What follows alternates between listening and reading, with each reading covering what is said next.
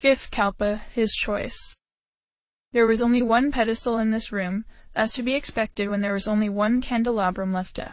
Naoki set the candelabrum of sovereignty there and lit it. This time it felt harder to give it up. This one had specifically been his for the game, and it had helped him out in unexpected ways. There was the underlying message in doing so as well. But if this worked as he and Aleph hoped, it would not happen as doing this implied. As he and Pixie were both in good shape, he continued on. The instant he stepped into the parlor, the background radiance intensified. Shifting light tried to break through the circular door on the other side. What's happened? Naoki asked, going over to Lucifer's side. Beelzebub and I noticed something big happening. I'm sorry, it seems I failed to keep my defenses up here. He said. Metatron has returned. He's destroyed the fifth Kalpa and replaced most of it with something of his own design. You can still reach the place I wanted to bring you to. However, you'll have to go through him now to get there. That's no issue, I'll just go defeat him. Naoki said. Yeah, we've got it. Pixie said. Lucifer smiled at that. Good, that's what I hoped you'd say.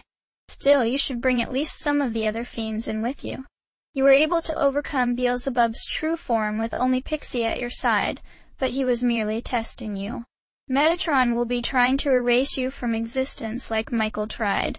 I do not mind providing backup should things get dire, but I would prefer to see you overcome this foe with yourself in the lead.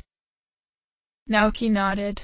He felt a bit eager to test himself against this enemy, even with the steep consequences of mistakes. Still, the less left to chance, the better. What kinds of tactics does he prefer? Or any tricks I should watch out for? Thankfully, Lucifer approved of his asking. He is the voice of God, so he battles with overwhelming power and the sheer intimidation of his position. Since you have overcome the latter, you're in a better position already. He may be an angel, but he's very much a brute as well. He will probably manifest in the same colossal form you saw before, which is slow but extremely hard-hitting. That shouldn't be tough, he said. Tsukukaya would take care of that matter, and Matador could easily run circles around a colossal brute. But let's make him wait. You said you'd tell me about Kagutsuchi here. Lucifer chuckled. Naoki felt glad that he was at least keeping him entertained until when he needed to get serious.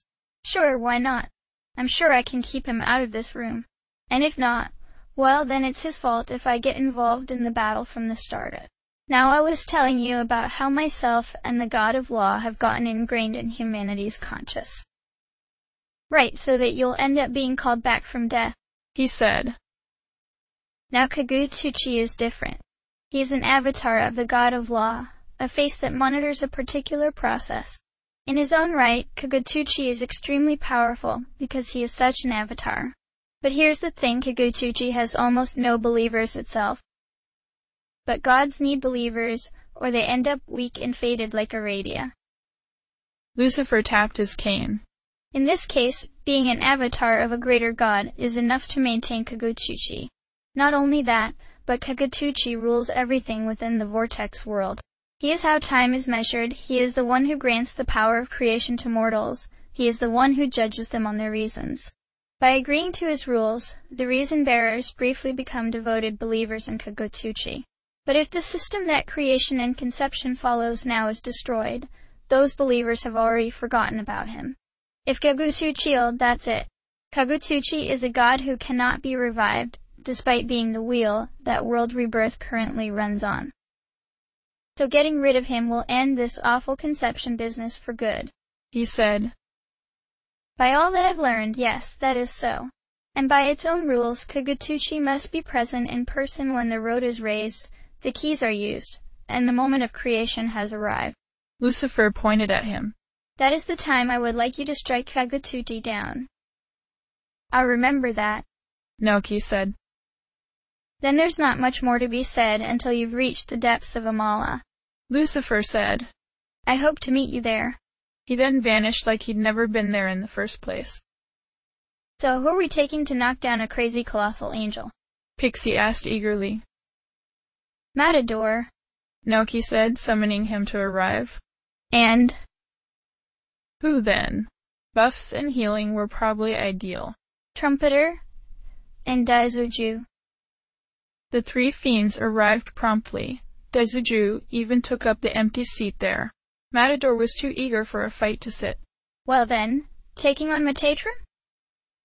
Naoki nodded. Daizuju, you're the best of us that I know of at healing, so that's your role. It is what I prefer, he said, making his bell chime. Trumpeter, you know debilitate. Prioritize keeping him debilitated. Then hit him with whatever he doesn't block out or resist. The skeletal angel nodded.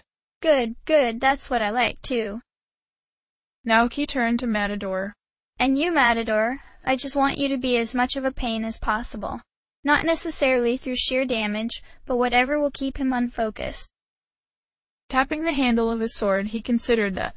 I generally fight alone, but in this scenario, say, that would be quite a tactic. I will get that accomplished for you. He even bowed. Pixie can handle being a pest too, Naoki said, which made her giggle. And I'll adapt to what the situation calls for. You all ready for this? Of course, let's utterly humiliate him, Matador said, shuffling his cape so it was ready. The others agreed, so Naoki led them through the door. This was like nowhere else in the labyrinth. The path under their feet had the same petrified wood material as was scattered throughout the kalpas, but that was it. They seemed to be in an expanse of nothing but bright sunlit sky. While the rest had been a maze, this had one clear path, a gentle spiral downward, leading to a massive circle that had to be where Metatron intended to battle. A straight path past that led to one of the regular kalpa doors just sitting there on its own. I suppose he's kept things simple, Naoki said as they walked down. Usually angels go for more elaborate displays of what they claim as glory, Matador said. Though truth be told, they make some epic battlegrounds. When they got to the large circle, the radiance of the area grew more intense. Naoki thought about closing his eyes, but decided instead to see how long he could bear this. It became difficult to see anything visually, including the edge of this platform. However, only he and Matador were at risk for falling. Naoki could tell where the edge was mentally, and Matador probably had good awareness of his surroundings as well. Stop right there, despicable half-breed, Metatron said in a bellowing voice that seemed to come from all directions. If you have any concern for the state of your soul, remove yourself from here and go back into the world where you belong. I'll decide where I belong, thank you, Naoki said firmly. Every candle you light in this place represents how far you have fallen from grace. You have been complacent in the evil deeds of the fallen angel, Lucifer, since you stepped foot in here. If you intend to go any further, there will be no salvation for you. You will be left to the darkness of your sins and the curse of your Creator. That makes absolutely no sense, since I've never followed the beliefs of the Meiji Church, Naoki said. How can you hold me accountable when I was never a believer in the first place? Touch, Matador said. Such trifles do not matter, Metatron roared. If you're going to be that way, then I will smite thee myself. Good luck, you'll need it, Naoki said, signaling to his team to get started. He had set Sakukaya with his skills for this, so he could get that enchantment on his group, although Matador started right up with Red Capote to accomplish the same on himself. Once Trumpeter had gotten a pair of debilitates off, Matador ignored the blinding light and darted between Metatron's legs to nick him in the ankle. As she was tiny, Pixie took off as well, got herself in a blind spot, then struck with Megadolian while Metatron was top on Matador. That left Naoki free to use focus, then wait for opportune openings to shoot Frikugol at the angel. It didn't take long for Metatron to realize that he could not intimidate them, and that he was rapidly losing ground against them. My lord, give me the strength to strike down these devils, he muttered, then caused a massive spread of fire that strangely smelled of salt. It reminded him of Naoki of the last time he'd encountered this angel. Isn't that your power, not your god's? He asked, brushing off the pain of that attack. Do not be foolish, Metatron insisted. All power originates in God. I have merely borrowed it to carry out his will. And you have stolen it. Could we just agree to disagree? He asked, waiting for a time to attack. That is not how things work. He blasted them all with that fire again. And now that Noki was distracting him, Matador was able to pull off an Andalusia at Metatron's floating foot. Ha ha! That's what you get for not paying attention to the mighty Matador. Metatron growled in anger, and then got wailed on by Pixie's Megadolian again. He tried to heal himself, but it wasn't enough to keep up. Before long he was reduced to crumbling silver feathers. Forgive me, my lord, for failing to uphold your will here. That's what you get for trying to stand up against us. Pixie called as she swooped down to rejoin them. Or just being a big dumb slow brute. Naoki said. Now that is the door where you must make your decision. Trumpeter said, drifting down once Metatron was fully gone.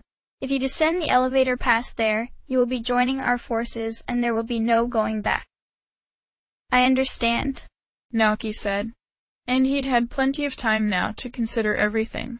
I'm still going. Well then, meet you on the other side, Matador said, pleased along with the other fiends. The three of them faded away. Perhaps this would be some show and they had parts to play in what came in. On the other hand, Pixie landed on his shoulder. This is so exciting. I never imagined that you'd end up going this far for us. But then Lucifer has been calling you the hope of all demons. Naoki smiled at her. I know. But now, he lowered his voice so that hopefully only she heard. I have one less trick to play before I cross that line. Oh, what's that? She whispered into his ear. Follow me and you'll see. He crossed the last path and entered the door. The part beyond that was familiar to Naoki.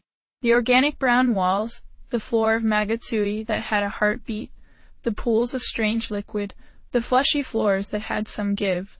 This was the place he had first experienced the Amala Labyrinth, where Lucifer had transported him when he was still in the hospital.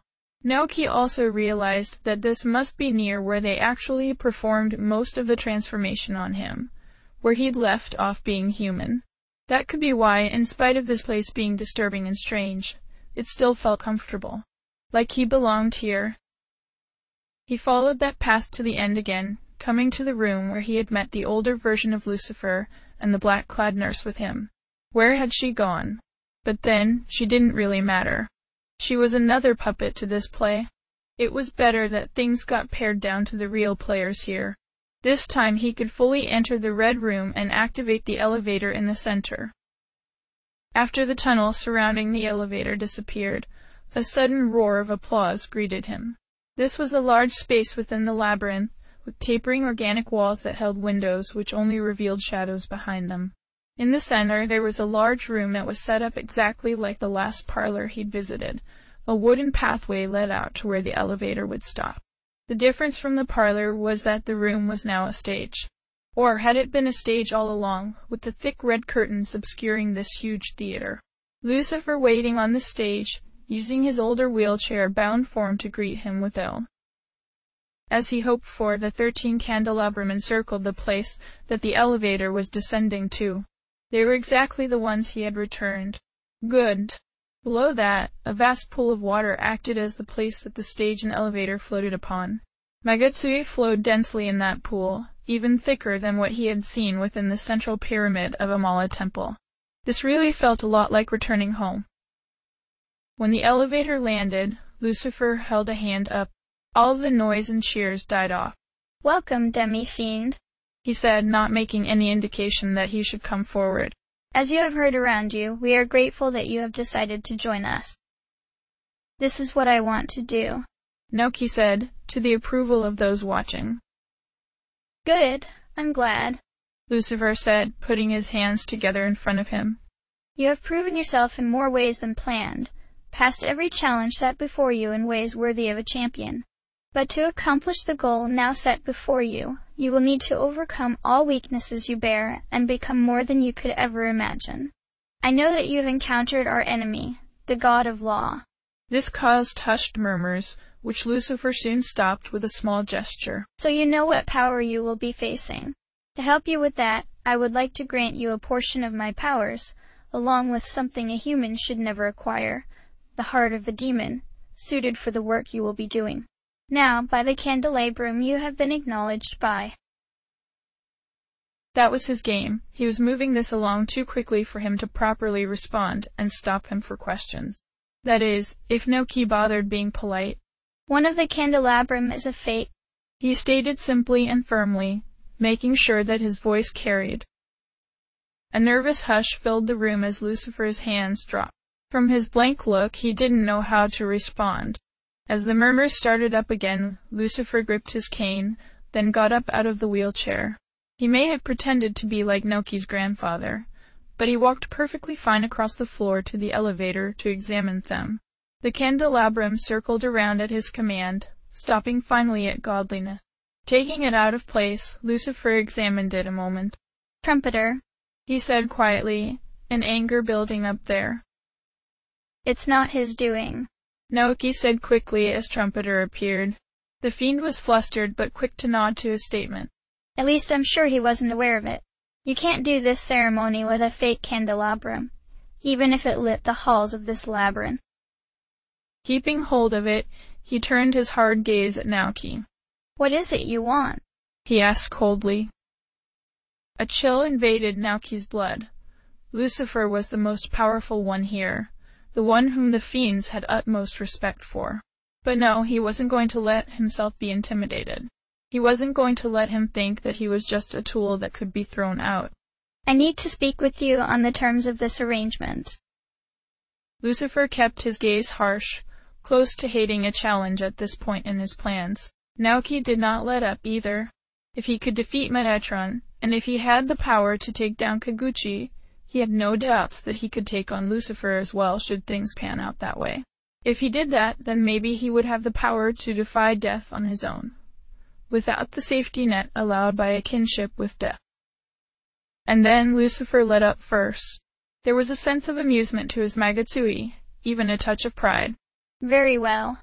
If you wish to discuss things and would go this far to get your words across, I will listen.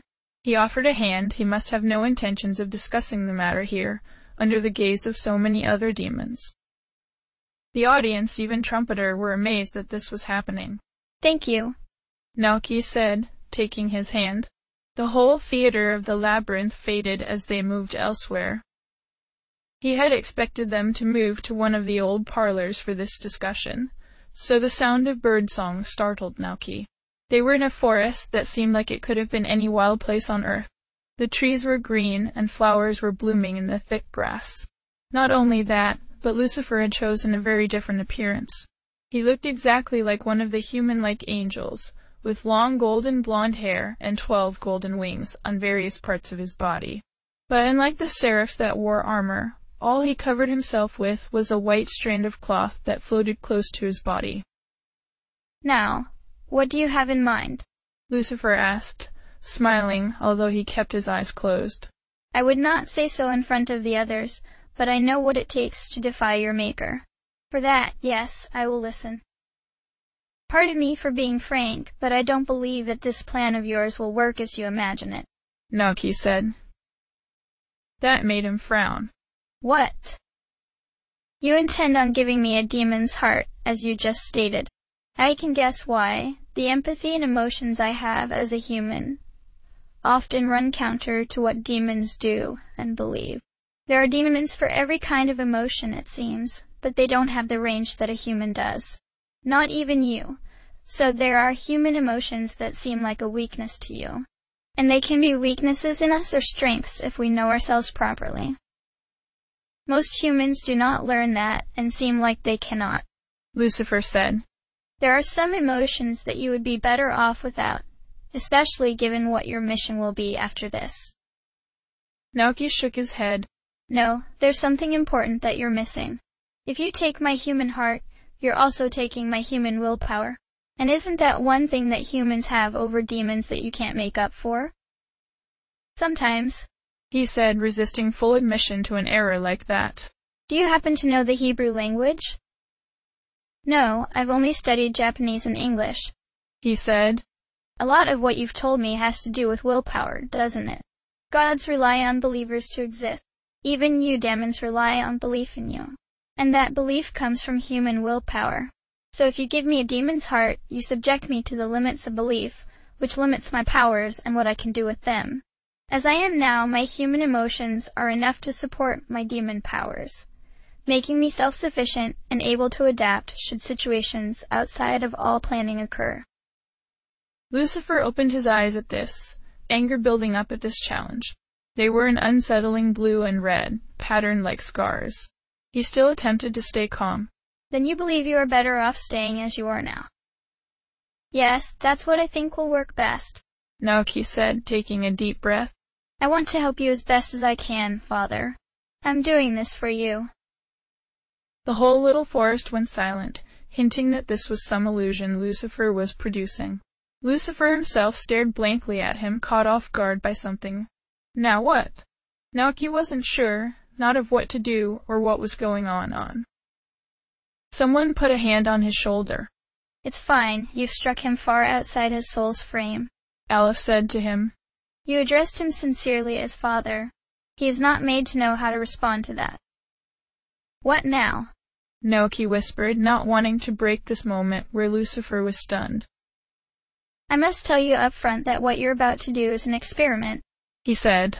I do not know what will occur from this, but I believe if anyone could accomplish it, you can. If it works as I hope, we have a means to fight the deep corruption we were not aware of before. This is a possibility because you value family, you love Lucifer, and you have drawn yourself so close to him that he sees himself in you. The proof in this is right before us that he cannot comprehend how to take being seen as a father figure, and he cannot rationalize your sincerity. Naoki nodded. Aleph patted his shoulder. Now you must believe with all of your heart that Lucifer is capable of love. Powerful demons like him are indeed affected by the beliefs of humanity as a whole. You are in a unique position to capture him in your will and alter what he can feel. Believe that Lucifer can accept you as a son, and have no doubts in that. Closing his eyes, Naoki lowered his head. I thought it might be something like that. Believe with all his heart and soul that Lucifer could change and accept him as completely as family. Family was the most valuable thing to Naoki. Lucifer needed to see things in the same manner. He could see things that way. Something seems strange about all this. This should be unacceptable. I determined that the journal must be a fake, some trick to put doubt in me and weaken my plans. For a moment I wanted to strike him down and destroy him myself, for daring to suggest that I could be wrong in something so vital to what I have worked on for so long. But maybe he's right. Gods rely upon belief. Disbelief denial those weaken gods. It has been rumored that if a human could deny God to his face, they could destroy him. A rare few souls have accomplished this, like the one he asked about. He said that he's doing this for me. He called me Father, not forced but speaking from his heart. I have what I wanted. The seeds I planted have bloomed, and he should be under my complete, unquestionable control. But now he's questioning me, and for some reason I can take it. And I want to give him what he's asking for, to keep his human heart. And keep this love, as that would wilt if he was given a demon's heart. It shouldn't matter to me, and yet it does. Trying to figure that out is a waste. We've got things moving, we don't have long to hesitate. You may have a point, I say to him. Many emotions can become a weakness, but you've come this far already. I'm sure you can surpass them. Plus, I had not considered that your self-sufficient state when it comes to Megami could be so vital. But it should be true. In worlds where we must depend on summoners to have energy and physicality, you should be able to support yourself and a couple of followers to assist you. That's one of the reasons I have for not wanting this last transformation, Naoki says. But there is still some power I have yet to grant you. I tell him. I was counting on you having a demon's heart, so I'm not sure how they will work out powered by a human heart. It should be fine. Someone else says. How did they get in here? Then I notice it's Aleph, the one Naoki made into the avatar of the Amala network. Of course. With that vast store of knowledge at his thoughts, he would be the one to know. And he is correct. The current hybrid state he has will be more effective than should he receive a demon's heart. As he is now, he is difficult to define. You blurred the lines between human and demon well. Not even the network is sure how to categorize him as other than demi-fiend, and a unique category with a soul member is considered close to unnecessary. In fact, you both are the ones who know how best to define him. As long as that remains, the side of law will always be baffled in how to handle him. That is what I intended from the start. I say. Although why did I not see that giving him a demon's heart would make him easier to define? It seems so obvious now. I look to Naoki. I don't want to limit him like that. Or hurt him like that, if I must be honest. Not that I'll tell them. I really am being strange right now. Now what are you doing here, Aleph? We've agreed to work together on investigating the deeper causes of corruption and conflict in the universe. Aleph says. Which means I will be working with you too, at least through him. I wanted you to be aware of my presence, and to be here in case you were more difficult to convince. That journal is indeed from yourself in a time that was completely pruned from existence, the last evidence that it existed at all. You keep those kinds of notes so that only you can understand them, yes? Thus it is only you who could have written that. As much as I don't like being proven wrong, and so often in one meeting, I have to admit that he is correct in that assessment. Huh? I see. It's encouraging to know that you'll help us this time around. I put my hands together at my chest and close my eyes again. But then those we left just now were expecting a ceremony. I will agree to not replacing your heart, but could we at least complete what we started there? It will help with what powers I mean to grant you. Sure, I'm fine with that, Father. Naoki says. There it is again, some strange twitch and warmth. I should stay in control, stay a bit distant. Or should I? He may be easier to control if I play into this belief of his. Good. My son, then. Why do I feel like this saying these words? I am glad that you agreed to be with me. He smiles, and that. I can't get distracted like this. I smile back to please him, it is nice, I suppose, and pull him back into our little theater. Aleph follows, but has chosen an invisible form to hide out as a witness. I won't bother to change form for this since he won this part of our game. Somehow. And I don't mind that. The other fiends have decided to show themselves as well, curious about what was going on. We have that matter settled, but there's still the problem with this candelabrum. I say, glancing at Trumpeter. Now where's the real one? I don't know. Trumpeter says, trying to seem like he doesn't care when he is embarrassed at it. I'm sure I didn't lose track of it. It's with the divine Trumpeter. Naoki says. She egged you into challenging her at some point. You said as much when I asked if you'd seen her. But you would never say how that challenge panned out. Well. He taps his feet together. She somehow swapped the real one for a fake when she defeated you. He goes on. It looks the same, and somehow it has similar powers to the rest. There was no noticeable difference in the fourth kalpa that couldn't be accounted for its native coloring and odd lighting placement. But it's still a cheap knockoff. Trumpeter sighs at that. Then she probably still has godliness with her. I say. Well then, let's go pay her a visit. This ceremony won't be worth much without all of the real candelabrum. She's hiding out in Mifanashiro. Naoki says quietly to me. Good, that's easy to reach. I take his hand again and transport us out of the labyrinth to a brief time after he entered it. The coin that was meant to summon me is still here. I don't think I should draw his attention to that. It doesn't take long for the wayward Mormon to appear before us. She's either very bold or silly to show up and smile at me like that. But then she did pull this trick off on my Trumpeter, so she can't be the fool she presents herself as. Hello. Oh good, just who I wanted to see. We came about the candelabrum of godliness you have. Naoki says. She nods and leaves her trumpet in one hand to call out the real one. Strangely, it doesn't affect her at all. Most angels claim that the candelabrum smell noxious. Sure, I've got it here. But first, do you mind hearing why I did this all? We were wondering that, he says.